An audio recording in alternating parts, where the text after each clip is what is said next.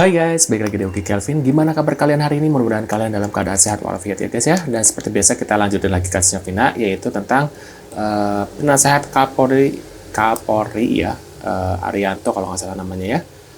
Bilang Rudiana bisa dijadikan pahlawan katanya guys. Wow, pahlawan yang membuat masyarakat Indonesia jadi panas dingin ya, yang akibatnya banyak masyarakat Indonesia, rakyat-rakyat Indonesia itu minum obat seperti Panadol gitu ya, saking stresnya mengikuti kasus ini yang nggak kelar-kelar gitu ya guys ya. Apakah itu yang disebut pahlawan ya? Yuk kita lihat videonya guys. Lo, nggak bahaya tak cai kita seorang penasehat Kapolri Bapak Arianto yang terhormat yo telur kok iso ini lo dikatakan Pak Rudiana yo harus jadi pahlawan. Pahlawan opo iki? Seorang penasehat kok. Ya Allah, jabang bayi Pak Prabowo. Ya toh, andaikan besok sudah resmi dilantik dan sudah menjabat menjadi seorang presiden, buat oknum-oknum di institusi kepolisian ini, ya toh, yang tidak sesuai prosedur dalam bekerja, mohon untuk diganti Pak. Biar kami rakyat dan masyarakat percaya lagi akan institusi kepolisian ini bisa menegakkan hukum itu seadil-adilnya. Benar ya, karena gara-gara kasus ini nama Kapolri jadi jelek banget guys ya. Apalagi sekarang banyak muncul kasus-kasus yang ya gini ya, serupa, yaitu korban salah tangkap gitu ya. Nah, kita lihat lagi di video selanjutnya. Akhirnya Ibtu Rudiana muncul kembali guys, setelah disenggol Dede dan juga dijebak oleh Hotman Paris Hutapea. Dan bahkan ini belum apa-apa guys, karena masih ada saksi kunci lagi Yaitu temannya Vina yang bilang kalau CCTV kasus Vina Cirebon itu, saksi ini belum pernah muncul di hadapan publik sebelumnya, sehingga informasi yang diberikan sangat penting dan berpotensi mengubah arah penyelidikan kasus ini. Waduh, menurut kalian siapa nih guys? Sebagai untuk pembuktian, sebagai bentuk klarifikasi, untuk menjadikan keterangan apakah dinyatakan Dede benar atau tidak. Nah, kalau memang tidak hadir di dalam pembuktian, keterangan yang disebut affidavit dalam ilmu pembuktian, itu keterangan yang dibawa sumpah, yang disampaikan dalam penyidikan, dibacakan di persidangan. Ini yang problem. Harusnya, kenapa Dede tidak bisa dihadirkan? Ini problem. Kesaksian itu wajib hadir. Kalau toh memang tidak dihadirkan, telekonferensi. Ini kejanggalan yang luar biasa, Mbak, menurut saya. Kenapa tidak dihadirkan? Kenapa cukup di BAP? Yang biasanya kalau kita dalam pembuktian kesaksian BAP itu kesaksian yang memang misalkan orangnya di luar negeri, orangnya sepejabat yang sulit sekali untuk datang di pengadilan. Kenapa nggak bisa dihadirkan? Karena hadir itu bagian klarifikasi. Ingat, kenapa? Kapan suatu saksi bernilai? Apabila saksi itu ada hubungan saksi satu dengan saksi lain. Kapan saksi bernilai? Apabila satu saksi dengan barang bukti yang ditemukan dalam persidangan. Di sini kejanggalan, saya tidak tahu kenapa Dede tidak dihadirkan, hanya memberikan keterangan di pemalsuan keterangan di tingkat penyidikan. Ini suatu kejanggalan luar biasa.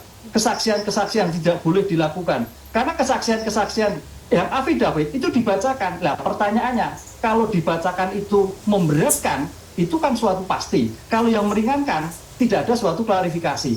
Ini Mbak, ini problem besar. Kenapa juga pada waktu itu hakim menerima saja, kenapa tidak bisa dihadirkan? Sakitkah?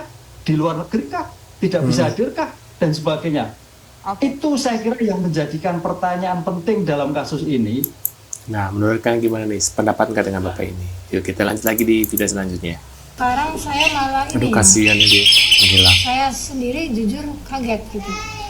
Kaget mendengar pernyataan dia di KDM itu kan, bahwa bilang dia itu suruh begini, suruh begitu gitu kan. Ya jelas kaget sih Mas. Yang percaya atau gimana? Kalau masalah percaya atau tidak kan saya balik lagi ke proses hukum aja lah. saya menghormati proses hukum gitu kan. Jadi untuk selanjutnya, untuk seterusnya gitu kan, saya menyerahkan ini semua ke proses hukum yang berjalan. Harapannya Bu, dari kasus ini seperti apa? Harapannya tetap ingin kasus ini cepat terungkap, cepat terang benderang, cepat ketemu sama pelaku yang sesungguhnya gitu. Nah, nanti katanya ya, kata Kang Ferry ya, waktu itu kan chat ngobrol langsung ya di telepon. Katanya nanti ada saksi baru lagi guys. Nah, itu adalah temannya Liga Akbar, yaitu temannya Vina di saat kejadian gitu ya. Ada seorang perempuan yang katanya ada kemiripan banget dengan sosoknya, kata Kang Ferry gitu ya. Serupa banget sama Vina katanya gitu guys. Dia yang teriak-teriak pasti kejadian. Nah, itu kan bakal hadir lagi nanti. Itu ada apa ya? Ada bocoran dikit lah dari Kang gitu ya waktu itu ya. Cuma ini kan belum terblow up ya, karena kan satu-satu dulu mungkin Kang si Dede dulu yang keluar. Kemarin kan ya sebelum Dede itu siapa yang tukang bengkel itu ya. Nah, itu sekarang itu. Nah, nanti ada lagi nih perempuan. Yuk, kita lihat nanti deh. Ada 2 orang temannya si Eki dan Vina guys. Maka saya berharap Dede harus mampu, karena dia mendalilkan bahwa dia boleh sedikit tertawa atau minimal senyum simpul manis manja, boleh ya? Ulala, Mama Mia lezatos. Cihuy. Apakah kalian masih ada yang ingat dengan VT yang aku posting terkait seseorang yang menggunakan 2 pintu, 2 kaki? Mudah-mudahan masih ada yang ingat ya. Sosok ini baru salah satu dari sekian nama yang menggunakan prinsip 2 pintu 2 kaki. Ini baru salah satu saja. Ingat, tidak ada yang kebetulan. Semua terjadi karena kondisi dan situasi yang memaksa mereka mau tidak mau mengakui hal tersebut meskipun secara tidak langsung. Waduh, gimana nih guys ya? Yuk kita lanjut lagi di video selanjutnya. Cara untuk mengakhiri spekulasi ya dari masyarakat dan netizen, apakah Eki yang meninggal itu Eki bukan? Ada salah satu cara. Mabes Polri harus membongkar kuburan Eki, kemudian dilakukan tes DNA. Astagfirullahaladzim, dia sudah pernah dikubur dan dibongkar lagi. Itu tidak bisa, tidak manusiawi. Cocokkan dengan Saya keberatan sekali ya. Cocokkan Itu dengan sudah keberatan kan untuk kebenaran.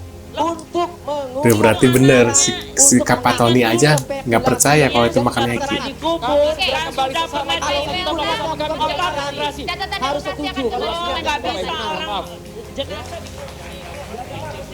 Bingung dia, yang di tengah bingung tuh yang baju kuning. Yang baju kuning bingung nggak bisa ngomong apa-apa.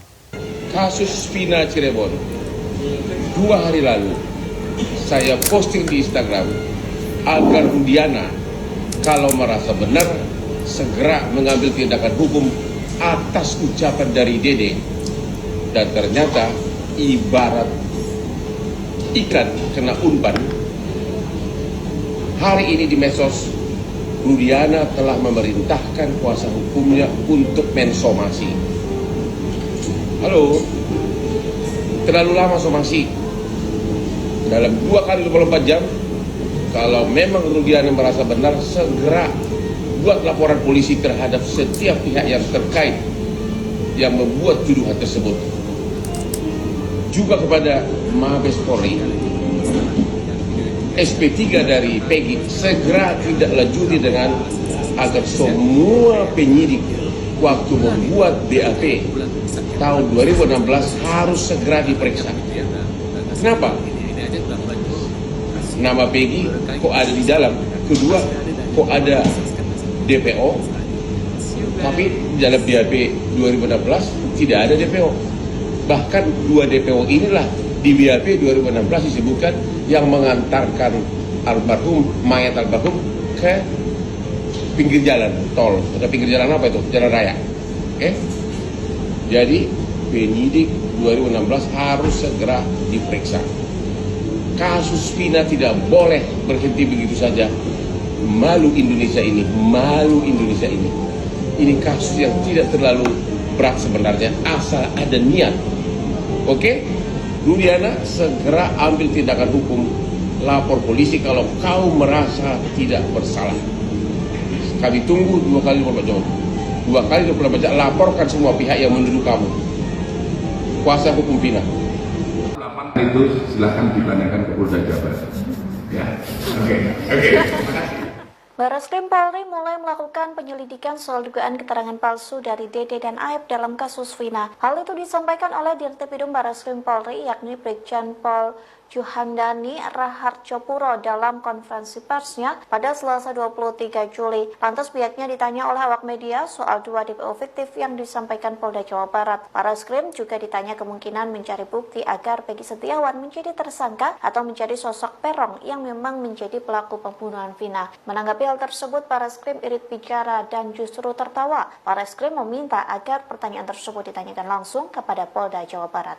Pak, Polda Jabar kan sebelumnya kan menghilangkan 2 buronan di kasus Vina, yaitu Dani dan si Andi. Nah, kan pra peradilan Peggy Setiawan kan dikabulkan. Jadi 2 buronan itu tetap dihilangkan atau bakal dicari lagi, Pak? Yang kedua, soal Peggy Setiawan. Penyidik ini sekarang akan mencari bukti baru untuk kembali mentersangkakan Peggy atau akan memburu Peggy Setiawan yang asli, Pak? Untuk pertanyaan itu silahkan ditanyakan ke Polda Jabar. Ya, oke. Terima kasih. Download Tribun X sekarang, menghadirkan lokal menjadi Indonesia. Nah, menurut pendapat kalian gimana nih setelah melihat video ini, guys? Kalian punya pendapat apa? Tulis di kolom komentar ya. Aduh, ini drama yang pernah selesai guys ya. Kayaknya udah hampir mau 2 bulan ini. Tapi kayaknya bulan September Agustus pun kayaknya udah selesai kasus ini. Udah lenyap gitu ya. Udah nggak seviral ini ya. Ini aja udah mulai turun nih kasus ini. Menurut kalian gimana? Itu kolom komentar. Terima kasih udah ada dan jangan lupa bantu subscribe dan sampai jumpa di video selanjutnya. See you guys.